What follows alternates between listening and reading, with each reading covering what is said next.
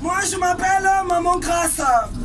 J'attire encore votre attention. Il y a 2 semaines de cela à Rouen, il y a un jeune Africain d'origine guinéenne qui a été assassiné par un individu connu des services de police.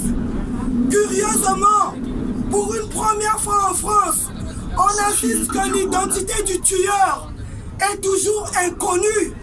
Du jamais vu, parce que si c'était un Français qu'on avait assassiné, l'identité de ce tueur allait passer en boucle sur toutes les chaînes.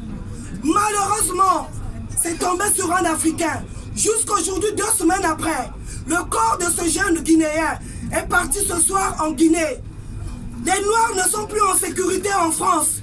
Ce jeune Guinéen, au nom de Mamoudou Bari, était un diplômé. Il venait de soutenir sa thèse, son doctorat en droit fiscal.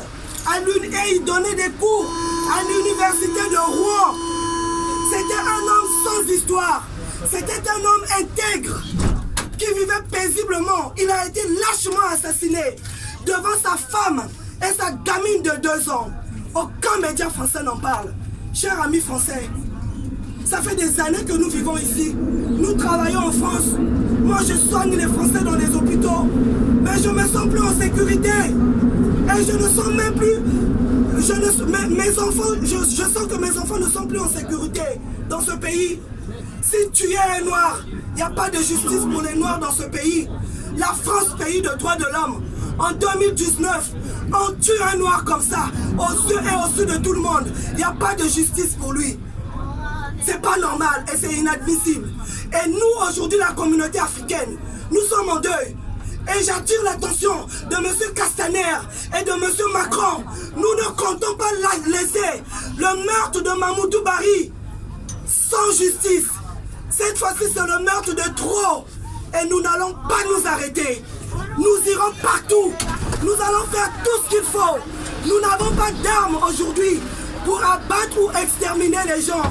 Mais aujourd'hui, nous connaissons nos droits. On ne peut pas abattre un Africain comme ça, aux yeux et au-dessus de tout le monde. Mais chez nous, les Français vivent. Il y a des Français chez moi au Congo-Brazzaville. Les Français vivent tranquillement au Congo. Ils ne sont pas inquiétés. Il y a 4000 familles françaises au Congo. Vérifiez, c'est vérifiable. Qu'est-ce qu'ils font les Français? Ce sont pour la plupart des expatriés. Ils profitent au bord du soleil, de janvier à décembre. Ils vivent paisiblement. Mais pourquoi nous les Africains, nous devons être en insécurité dans ce pays? Pourquoi on doit nous prendre pour de la merde? Alors que ce sont les Africains qui balayent les métros. Réveillez-vous à 6 h du matin, vous allez voir quelle est la couleur du métro. À 6 h du matin, la France qui se lève tôt, elle a une couleur, elle est noire. Et qui se couche tard, c'est la même. Et c'est elle qui se couche tard, elle est noire. C'est celle qui rapporte des médailles. Dans les maisons de retraite ici, il y a qui? Qu'est-ce qui vous ramène des médailles? C'est l'Afrique.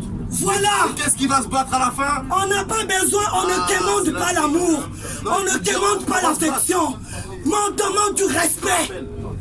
On demande du respect. L'Afrique, elle est riche. On essaie d'appauvrir notre peuple. On est là contre notre gré parce qu'on n'a pas le choix. N'importe quel peuple sur terre a le droit de choisir où il doit vivre, où il doit gagner sa vie. Mesdames, messieurs, on vous remercie.